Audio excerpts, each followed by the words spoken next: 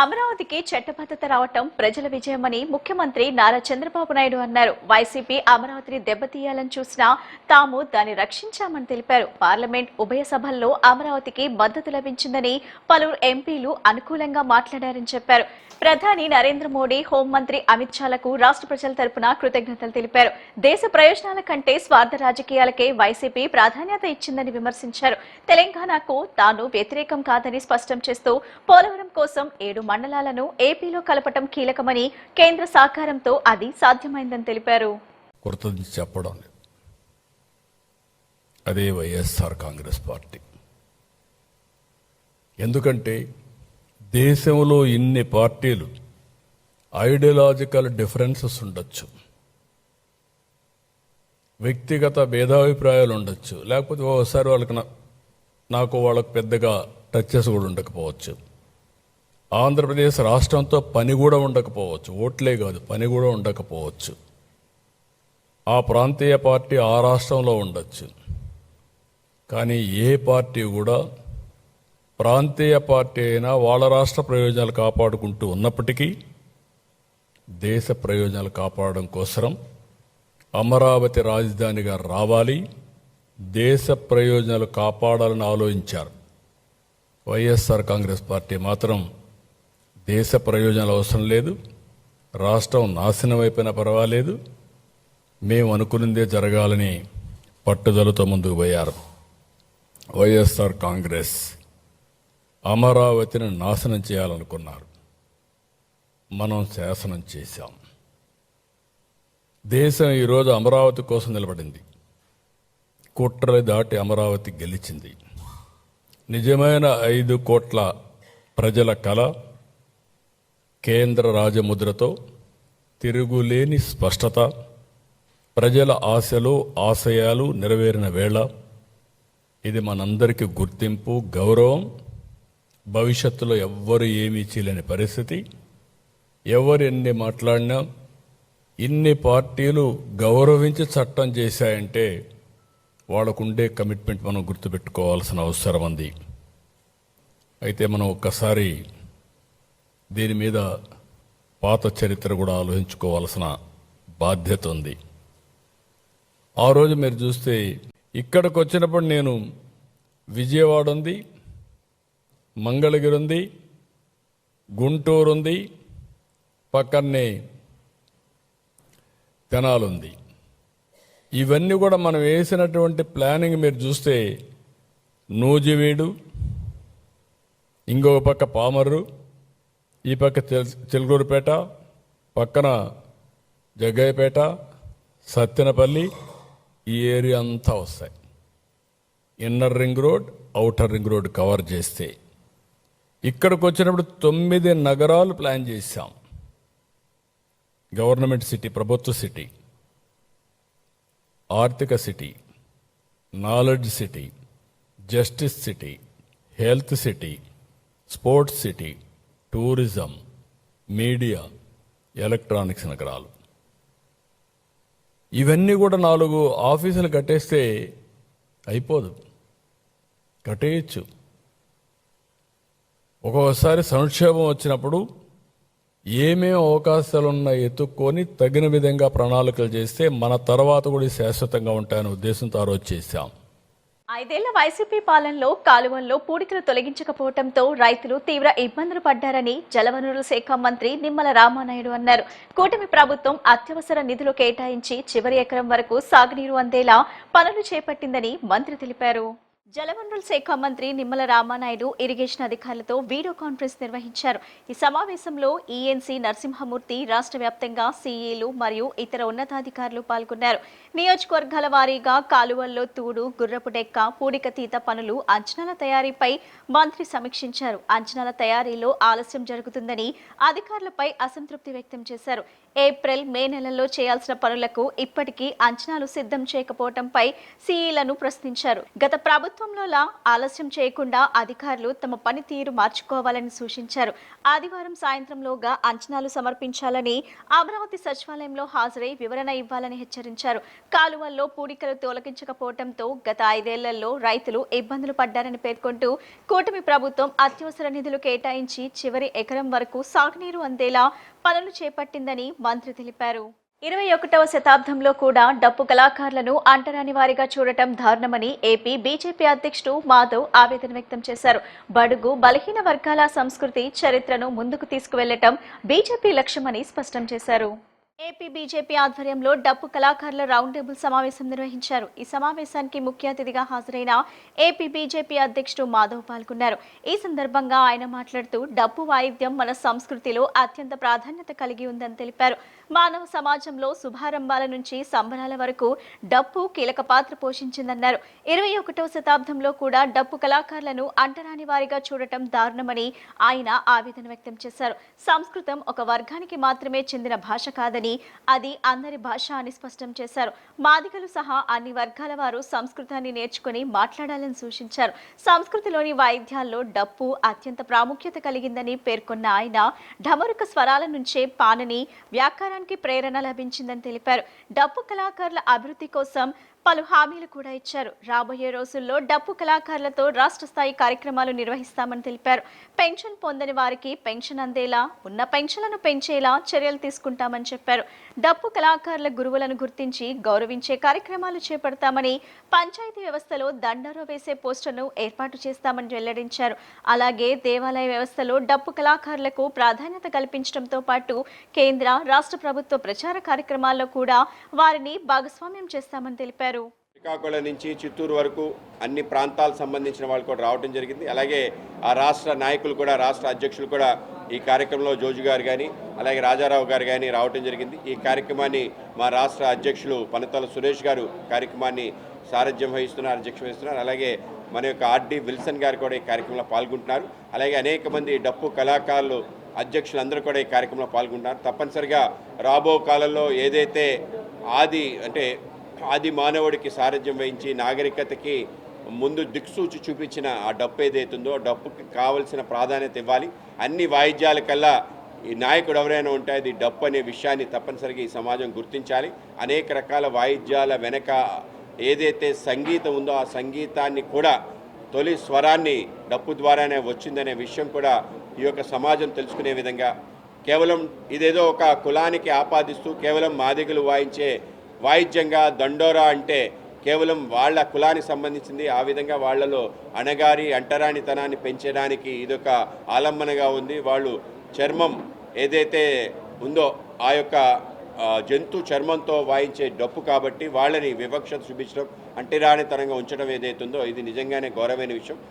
తప్పనిసరిగా ఆ వివక్షత దూరం చేసి ఆ విధంగా ముందుకు తీసుకెళ్ళడానికి డాక్టర్ బిఆర్ అంబేద్కర్ గారు అనేక రకాల హక్కులు కల్పించడం జరిగింది. ఆ హక్కులు కాపాడుతూ వాళ్ళకి సరైన గుర్తింపు, గౌరవం ఇచ్చే విధంగా ఆంధ్రప్రదేశ్ భారతీయ జనతా పార్టీ ఆధ్వర్యంలో ఈ కార్యక్రమాన్ని తీసుకోవడం జరిగింది. రాబో కాలంలో పెద్ద ఎత్తున డప్పు కళాకారులతో ఒక గొప్ప బహిరంగ సభ, 5,000 మంది రాష్ట్ర వ్యాప్తంగా ఉన్న డప్పు కళాకారులు వాళ్ళ కుటుంబ సభ్యులతో ఒక భారీ బహిరంగ సభ చేయాలని, ఆ సభకి నేతృత్వం వహించడం కోసం ఈ కార్యక్రమం రావటం, అలాగే వీళ్ళు దీర్ఘకాలికంగా అనుభవిస్తున్న అనేక రకాల సమస్యలు కూడా పరిష్కరించే దిశగా ముందుకు వెళ్ళాలి అని చెప్పి వాళ్ళకి సంబంధించిన ఆదరణ కలిగించే విధంగా, వాయిద్యాలు వాళ్ళకి అందించే విధంగా, వాళ్ళ పెన్షన్లు ఏవైతున్నా వాటిని పెంచే విధంగా, వాళ్ళకి సంబంధించిన గుర్తింపు కార్డులు ఇచ్చే విధంగా, అలాగే పంచాయతీ రాజ్లో ఉండే ఏవైతే జీవో ద్వారా ఈ యొక్క చాటింపు కార్యక్రమానికి తప్పనిసరిగా ఒక వ్యక్తిని నియమించే విధంగా, ఆ విధంగా గ్రామ పంచాయతీ వ్యవస్థలో వీళ్ళు భాగస్వాములు చేసే విధంగా, అలాగే ఏవైతే దేవాలయ వ్యవస్థలో కూడా వీళ్ళ యొక్క స్థానం ఉంది ఆ విధంగా ఆ వ్యవస్థలో కూడా స్థానం కల్పించే విధంగా మొక్కల సంరక్షణ, కాలుష్య నివారణపై విజయవాడ నగరపాలక సంస్థ చర్యలు తీసుకుంటుందని స్పెషల్ ఆఫీసర్ మరియు ఎన్టీఆర్ జిల్లా కలెక్టర్ డాక్టర్ జి లక్ష్మీషా అన్నారు. కమిషనర్ ధ్యాన్ చంద్రతో కృష్ణలంక ఫైర్ స్టేషన్ వద్ద గల బందర్ కెనాల్ బండ్ను క్షేత్రస్థాయిలో పరిశీలించారు. ఈ సందర్భంగా బందర్ కెనాల్ బండ్ పై నాటిన మొక్కలకు స్ప్రింక్లర్లు వ్యవస్థ ద్వారా అందిస్తున్న నీటి సరఫరాను వారు సమీక్షించారు. మొక్కల సంరక్షణ, పచ్చదన విస్తరణకు తీసుకుంటున్న చర్యలపై అధికారులకు అవసరమైన సూచనలు చేశారు. అలాగే నగరంలో కాలుష్యాన్ని తగ్గించేందుకు నగరపాలక సంస్థ అమలు చేస్తున్న చర్యలను పరిశీలించారు. ముఖ్యంగా రహదారులపై కాలుష్య నియంత్రణ కోసం వినియోగిస్తున్న ప్రత్యేక వాహనాల పనితీరును ప్రత్యక్షంగా వీక్షించి మరింత సమర్థవంతంగా చర్యలు చేపట్టాలని సూచించారు. ఈ పర్యటనలో chief engineer incharge P Satyakumari సిబ్బంది పాల్గొన్నారు.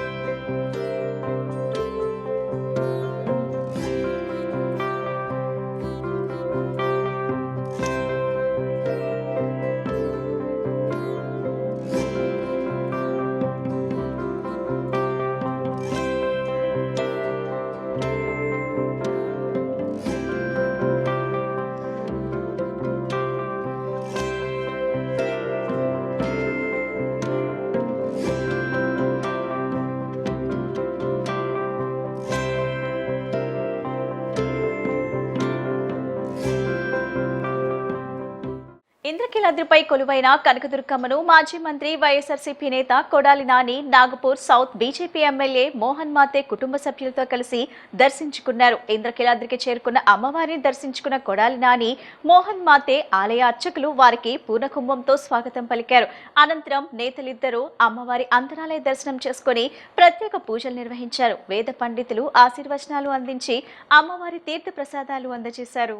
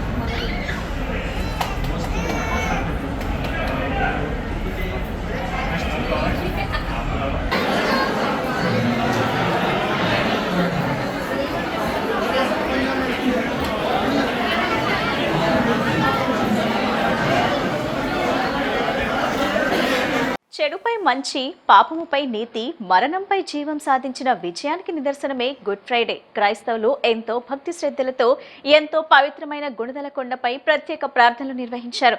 తనను సిలువ వేసి తన దేహానికి శీలలు కొడుతున్న వారిని కూడా క్షమించాలని భగవంతుణ్ణి వేడుకున్న మహోన్నత క్షమాగుణ సంపన్నుడు యేసుక్రీస్తు అని పలువురు దైవజనులు పేర్కొన్నారు. గుడ్ ఫ్రైడే సందర్భంగా నగరంలోని గుణదల కొండపై మేరీమాత స్వరూపం వద్ద శిలువ మార్గం జరిగింది. Educational desk director father Kolakani Marianna, reverend father William Jayaraju, పుణ్యక్షేత్రం విచారణ గురువులు, పలువురు విచారణకర్తలు హాజరై ప్రత్యేక ప్రార్థనలు నిర్వహించారు. ప్రజల కోసం యేసుక్రీస్తు చేసిన త్యాగాలను ప్రతి ఒక్కరూ స్మరించుకున్నారు. గుడ్ ఫ్రైడే క్రైస్తవులకు పరమ పవిత్రమైన రోజని reverend father William Jayaraju, father Kommathoti Anil తెలిపారు. గుణదల కొండపైకి వేలాది మంది క్రైస్తవ సోదరులు చేరుకుని యేసుక్రీస్తు శిలువ మార్గం వద్ద ప్రత్యేక ప్రార్థనలు నిర్వహించడం జరిగింది. సమస్త మానవాళి పట్ల ప్రేమ, నిస్సహాయుల పట్ల జాలి, అవధుల్లేని త్యాగం, సడలని ఓర్పు, శత్రువుల పట్ల క్షమాగుణం అనే గొప్ప లక్షణాలను కలిగి ఉండడం కరుణామయుడైన యేసుక్రీస్తుకే సాధ్యమైందని పలువురు ఫాదర్సు కొనియాడారు.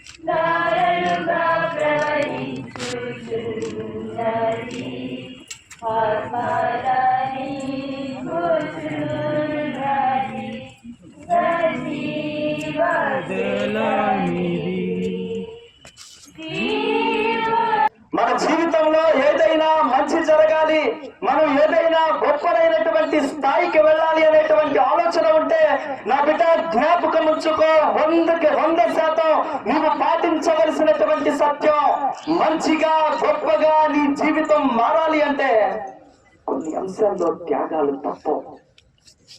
నేను ఏది త్యాగం చేయను అన్న ఆలోచనలో ఉంటే మన జీవితాలు ఎక్కడున్నాయి అక్కడే ఉంటాయి. ఈరోజు ఈ అంశం మనందరం కూడా నమ్ముదాం. సహోదరి సహోదరులారా, మూడవ సత్యం, ఈ యొక్క మాట చెప్పిన ప్రసంగాన్ని ముగిస్తాం. మూడవ సత్యం, యేసు ప్రభు పలికినటువంటి ఆఖరి మాట ఏంటంటే సమాప్తమైనది. సమాప్తమైనది అనేటువంటి మాట అంట గ్రీక్ భాషలో టెటెలస్టాయ్ అనేటువంటి మాట దాన్ని వాడుతూ ఉంటారు. ఆ గ్రీక్ భాషలో వాడినటువంటి ఆ మాటకు 3 అర్థాలు, 3 రకాలుగా దాన్ని వాడుతూ ఉంటారట. ఒకటి, వ్యాపారంలో టెటెలస్టాయ్ సమాప్తమైనది అనేటువంటి మాట వ్యాపారానికి వచ్చినప్పుడు వాళ్ళు వాడినటువంటి మాట. దాని అర్థం ఏంటి అంటే నీకు ఉన్నటువంటి రుణమంతా కూడా చెల్లింపబడింది. తెలంగాణలో అమలు చేసిన హామీలపై రేవంత్ రెడ్డి స్పష్టత ఇవ్వాలని సిపిఐ జాతీయ కార్యదర్శి రామకృష్ణ డిమాండ్ చేశారు. రేవంత్ రెడ్డి కేరళలో ఎన్నికల మేనిఫెస్టో విడుదల సందర్భంగా తమ ప్రభుత్వం ఇచ్చిన 6 హామీలు అమలు చేశామని చెప్పడం సరైంది కాదన్నారు. రాష్ట్రంలో నిజంగా ఏమి సాధించారో ఇక్కడ ప్రజలకు, వామపక్ష పార్టీల నాయకులకు వివరించాలని కోరారు. కళ్యాణ లక్ష్మి కింద బంగారం, జాబ్ క్యాలెండర్, ఆర్టీసీ విలీనం, రైతు రుణమాఫీ, రైతు భరోసా, పెన్షన్ పెంపు, మహాలక్ష్మి, గ్యాస్ సబ్సిడీ వంటి హామీలు పూర్తిగా అమలు కాలేదని విమర్శించారు. తెలంగాణలో పరిస్థితులు ఇలా ఉండగా కేరళలో అసత్య ప్రచారం చేయటం తగదని, ఇచ్చిన హామీల అమలుపై స్పష్టమైన వివరణ ఇవ్వాలని డిమాండ్ చేశారు. రేవంత్ రెడ్డి గారు నిన్న కేరళ రాష్ట్ర ఎన్నికల సందర్భంగా అక్కడ వారి మేనిఫెస్టోను విడుదల చేయడమే కాకుండా తెలంగాణ రాష్ట్రంలో ఏవైతే 6 వాగ్దానాలు చేశారో అవన్నీ కూడా సక్రమంగా అమలు చేశామని, అవసరమైతే కేరళ రాష్ట్ర మంత్రివర్గంలో ఉంటున్న వారు వచ్చి వారు వెరిఫై చేసుకోవచ్చు అని చెప్పి కూడా ఛాలెంజ్ చేశారు. పైగా గత 10 ఏళ్లుగా విజయన్ ప్రభుత్వం సాధించిన విజయాలను తగ్గించి చూపుతూ కించపరుస్తూ దీనికి ఎండ్ అవుతా ఉంది, ఇంకా నెక్స్ట్ గోల్డెన్ ఎరా రాబోతోంది అని చెప్పి ప్రచారం చేస్తూ ఉన్నారు. మరి రేవంత్ రెడ్డి గారికి మేము చెప్పేది ఏమంటే, కేరళ నుంచి వచ్చి చూడాల్సిన అవసరంలే, మీరు ఇక్కడ ఏమి సాధించారో, మీరు ఏమి అమలు చేశారో ఇక్కడున్న సిపిఎం నాయకులకు మీరు వివరిస్తే సరిపోతుందని కోరుతా ఉన్నా. ఎందుకంటే మీరు కళ్యాణ లక్ష్మి పేరుతో ప్రతి ఒక్కరికి తులం బంగారు ఇస్తామన్నారు. మరి తులం బంగారు ఎవరికి ఇచ్చావు? కనీసం మీ ఊర్లోనూ ఇచ్చావా? అదేవిధంగా జాబ్ క్యాలెండర్ విడుదల చేస్తానన్నావు. జాబ్ క్యాలెండర్ పేరుతో నువ్వు యువకులందరికీ కూడా మోసం చేశావు. గతంలో బీఆర్ఎస్ గవర్నమెంట్ ఏదైతే సెలెక్ట్ చేశారో వాళ్ళకు నువ్వు ఇది చేసావు తప్పితే నీవు కొత్తగా ఎక్కడ కూడా ఒక ఉద్యోగ జాబ్ క్యాలెండర్ ఇచ్చింది లేదు. ఆర్టీసీని ప్రభుత్వంలో విలీనం చేస్తామన్నావు, అది చేయలేదు. రైతులందరికీ కూడా 2 లక్షల రూపాయలు రుణమాఫీని కొంతమందికి మాత్రమే చేశావు. పైగా రైతు భరోసా పేరుతో ప్రతి ఒక్కరికి ఎకరాకు 15,000 రూపాయలు ఇస్తానని ప్రచారం చేసి మరి నువ్వు ఎక్కడిచ్చావో అది నీవే చెప్పాలి. కనీసం మహబూబ్నగర్ జిల్లాలో కూడా ఎక్కడ ఇచ్చిన పాపాను పోలే. మరి దీంతోపాటు కౌలు రైతులకు కూడా ఇస్తానన్నావు. ఇవాళ కౌలు రైతుల గురించి మాట్లాడిన పాపాన పోలే. దీనికి తోడు పెన్షన్స్ విషయంలో 4,116 రూపాయలు ఇస్తానని చెప్పావు. మరి నువ్వు ఎక్కడన్నా పెన్షన్స్ పెంచావా? పెన్షన్ అమౌంట్ పెంచింది లేదు. కానీ నువ్వు ఎన్నికల్లో ఇప్పుడు అన్నీ కూడా నేను అమలు చేశానని చెప్పుకుంటా ఉన్నావు. పైగా యువ వికాసం పేరుతో ప్రతి ఒక్కరికి 5 లక్షల రూపాయలు ఇస్తానన్నావు, అది ఇచ్చింది లేదు. మహాలక్ష్మి పథకం కింద ప్రతి మహిళకు కూడా 2,500 రూపాయలు ఇస్తానని చెప్పావు. 2,500 రూపాయలు ఎవరీ మంత్ ఇస్తానని చెప్పావు. మరి ఇంతవరకు కూడా మహాలక్ష్మి పథకం ఎక్కడ చేయలే. గ్యాస్ సిలిండర్ అయితే 500 రూపాయలకి ఇస్తానన్నావు. ఆ 500 రూపాయలకి ఇస్తాను ఆ గ్యాస్ కొట్టావు తప్ప అది కూడా చేయలే. చివరికి తెలంగాణ ఉద్యమకారులందరికీ కూడా 200 గజాలు ఉచితంగా స్థలం ఇస్తానన్నావు. ఆ ఉద్యమకారులను కూడా పట్టించుకున్న పాపాన పోలే. కాబట్టి నువ్వు ఇచ్చిన వాగ్దానాలు అమలు చేయకుండా నువ్వు కేరళలో పోయి కొచ్చిన్లో చెప్తా ఉన్నావు, మీరు రాండి వచ్చి చూడండి అంటున్నావు. మరి ఇక్కడ చూడడానికి మేము రెడీగా ఉన్నాం. సిపిఎం నాయకులు ఇతర వామపక్షాలతో కలిసి మేము విజిట్ చేస్తాం. నీవు ఇచ్చిన వాగ్దానాలు ఎక్కడ అమలు చేశావో ప్రజలకు వివరించమని చెప్పి, లేదా డిబేట్కి రమ్మని చెప్పి ఇవాళ ముఖ్యమంత్రి రేవంత్ రెడ్డి గారిని ఛాలెంజ్ చేస్తా ఉన్నాం. మానవాళి చేసిన పాపాల కోసం తన ప్రాణాలను యేసుక్రీస్తు శిలువపై పణంగా పెట్టాడని పెజ్జోనిపేట మరియమాత మోక్షారోపణ దేవాలయ విచారణ గురువులు గువ్వల బాలరాజు, సహాయక గురు ఫాదర్ చిన్నాభత్తిని సౌరీలు తెలిపారు. యేసుక్రీస్తు మరణం లోకానికి రక్షణ అని చెప్పారు. గుడ్ ఫ్రైడే పర్వదినం సందర్భంగా పెజ్జోనిపేట మరియమాత మోక్షారోపణ దేవాలయం ఆధ్వర్యంలో బహిరంగ శిలువ మార్గం కుద్దూస్ నగర్ నుండి శాంతినగర్ ఆర్సిఎం చర్చి వరకు నిర్వహించారు. ఈ కార్యక్రమంలో క్రైస్తవ సోదరులు పెద్ద ఎత్తున పాల్గొని యేసుక్రీస్తు కష్టాలను స్మరించుకుంటూ ప్రత్యేక ప్రార్థనలు చేశారు. ఈ సందర్భంగా దేవాలయ విచారణ గురువులు గువ్వల బాలరాజు మాట్లాడుతూ లోక రక్షణ కోసం యేసుక్రీస్తు శిలువపై ప్రాణాలను అర్పించిన రోజును గుడ్ ఫ్రైడేగా జరుపుకుంటామని తెలిపారు. యేసయ్య ప్రజలందరి రక్షణ కోసం తన జీవితాన్ని త్యాగం చేశాడని చెప్పారు. అందరూ ఐక్యతగా సమానంగా కలిసి జీవించాలని, యేసుక్రీస్తు త్యాగ మార్గంలో ఈ శిలువ మార్గాన్ని జీవించాలని తెలిపారు. ప్రతి ఒక్కరూ యేసుక్రీస్తు చిత్తానుసారం జీవించేందుకు తోడ్పడాలని కోరారు. ఈ కార్యక్రమంలో స్థానిక క్రైస్తవులు పెద్ద ఎత్తున పాల్గొన్నారు. 2026 పవిత్ర శుక్రవారం రోజున యేసు ప్రభువు మరణించినటువంటి ఆ యొక్క సంఘటనను స్మరణ చేసుకుంటూ ఈరోజు ప్రత్యేకంగా పెజ్జోనిపేటలో ఉన్నటువంటి మోక్షారోపణ దేవాలయంలో, అదేవిధంగా శాంతినగర్లో ఉన్నటువంటి పునీత అంతోని వారి దేవాలయంతో కలిసి ప్రజలందరూ కూడా, విశ్వాసులందరూ కూడా ఈ యొక్క యేసు ప్రభువు ఆ యొక్క సిలువను మోసుకొని పోతూ శ్రమలను అనుభవించినటువంటి యొక్క విధానాన్ని మరొక్కసారి మేము ఎనాక్ట్మెంట్ చేసుకుంటూ ఈ విధంగా ఆ ప్రభు యొక్క శ్రమలో మేము పాలు పంచుకునేదానికి ప్రయత్నం చేస్తూ ఉన్నాం. ఈ యొక్క ప్రదక్షిణలో ప్రత్యేకంగా ఆ యొక్క యేసు ప్రభువు మానవాళి రక్షణ కోసం తన యొక్క ప్రాణాన్ని అర్పించినటువంటి విధానాన్ని గుర్తు చేసుకుంటూ ఈ భూలోకంలో జీవిస్తున్న ప్రతి ఒక్కరు కూడా రక్షణ పొందాలని ఆలోచనతో ఈ యొక్క శిలువ యాత్రను మేము ప్రారంభిస్తున్నాము. ఈ శిలువ యాత్ర ద్వారా, ఈ యొక్క పరిశుద్ధ శిలువ మార్గము ద్వారా మా యొక్క విశ్వాసాన్ని ప్రకటిస్తూ ప్రపంచంలో ప్రతి ఒక్కరు కూడా ఆ ప్రభు యేసు ద్వారా రక్షణ పొందాలని ఆశిస్తూ కాంక్షిస్తూ ఈ యొక్క శిలువ యాత్రలో అందరూ కూడా భక్తిపూర్వకంగా పాల్గొనేదానికి ప్రయత్నం చేస్తూ ఈ యొక్క శాంతి నగర్లో ప్రత్యేకంగా కుదుస్ నగరు, అదేవిధంగా కేదరాస్పేట, శాంతి నగరు ప్రజలందరూ కూడా కలిసి ఈ యొక్క శిలువ యాత్రలో పాల్గొంటున్నారు. ఆ యొక్క శిలువ యాత్ర ద్వారా మాకందరికీ రక్షణ కలగాలని, ఆ ప్రభు యొక్క ప్రేమలో జీవించాలని, ఆ ప్రభు యొక్క విశ్వాస మార్గంలో జీవించాలని కోరుకుంటూ ఉన్నాము. మా పెజ్జోనపేట కమ్యూనిటీ మరియు యావత్ ప్రపంచం అంతటా కూడా క్రైస్తవ జన సమూహం అంతా కూడా ప్రభు యొక్క మరణము గుడ్ ఫ్రైడేని జరుపుకుంటూ ఉన్నది. గుడ్ ఫ్రైడే అనగా యేసుక్రీస్తు మన కోసం, మానవాళి కోసం శిలువలో ఆయన చేసినటువంటి మహా త్యాగాన్ని, ప్రేమ త్యాగాన్ని గుర్తు చేసుకుంటూ ఉన్నాము. ముఖ్యముగా కథోలిక సంఘము 14 స్థలాలను మేము స్మరించుకుంటూ ఉంటాము. ఆ 14 స్థలాలలో ప్రభు యేసుక్రీస్తు తండ్రి యొక్క ప్రేమను ప్రదర్శిస్తూ ఉన్నారు. ఒక డ్రామా రూపంలో ఆ దేవుడు మనకు అర్థమయ్యే రీతిలో ఆ దేవుడు మానవాళిని ఎలా రక్షిస్తూ ఉన్నారు, ఎలా ప్రేమిస్తూ ఉన్నారు, ఎలా కరుణిస్తూ ఉన్నారు అనే ఈ యొక్క శిలువ మార్గము ద్వారా మేమందరము కూడా స్మరించుకుంటూ ధ్యానిస్తూ ఈరోజు అంతా కూడా మేము ఆ ప్రభు యొక్క శ్రమలు మనం గుర్తు చేస్తూ ఉంటాం. విశ్వసించిన వాడికి ఆ శిలువ మార్గము, ఆ శిలువ మ్రాను అనేటువంటిది ఒక అవమానకరముగా ఉంటుంది. కానీ విశ్వసించే వాడికి ఈ శ్రమలు, ఈ దుఃఖాలు అది రక్షణ కార్యముగా మనకు మారు మనసుగా తయారవుతుంది అని పునీత పౌలు గారు తెలియపరుస్తూ ఉన్నారు. కనుక ప్రియ సహోదరి సహోదరులారా, మనందరం కూడా ప్రభు చూపినటువంటి ఆ ప్రేమ మార్గంలో, ఆ కరుణ మార్గంలో మన కుటుంబంలోనూ మన సమాజంలోనూ జీవిస్తూ ఉండాలని ప్రభు యేసుక్రీస్తు సెలవిస్తూ ఉన్నారు. ప్రభు మనకి అసాధ్యమైనటువంటిది ఏది లేదు అని యేసుక్రీస్తు తెలియపరుస్తూ ఉన్నారు. మనందరము కూడా ఎవరికి వారు తగ్గించుకున్నట్లయితే వారు హెచ్చింపబడుతారని తెలియపరుస్తున్నారు. ఎవరైతే హెచ్చింపబడుతూ ఉన్నారో వారు తగ్గించబడుతున్నారని తెలియపరుస్తూ ఉన్నారు.